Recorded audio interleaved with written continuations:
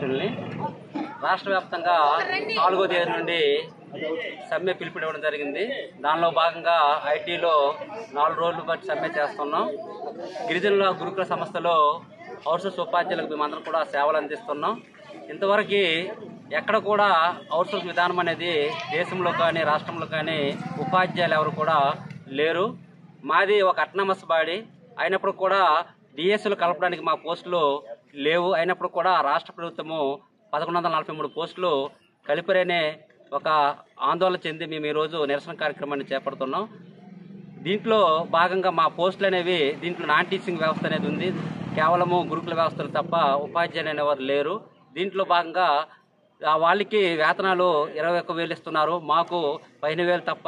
ఇంతవరకు మాకు 10 PRs ఇస్తున్నారు తప్ప 15 PRs కానీ 18 PRs కానీ 22 PRs కానీ మాకు అమలుకి నోచుకోలేదు. కాబట్టి 22 PRs మాకు అమలు చేయాలని, అలాగే 2024 పోస్ట్ కలిపిన పోస్టులని మినహాయింపు ఇవ్వాలని ఆ డిమాండ్ల ప్రకారంగా మేము ఈ సమ్మెలో భాగంగా రాష్ట్ర వ్యాప్తంగా చేస్తున్నాం. తక్షణమే మా పోస్టులు మినహాయించి మా అందరికి న్యాయం చేస్తారని, సిఆర్టీగా మార్పు చేయాలని మేము ఎంతో సమర్థులమని నిన్నే శాసనమండలిలో మన మంత్రి గారు ప్రకటించారు.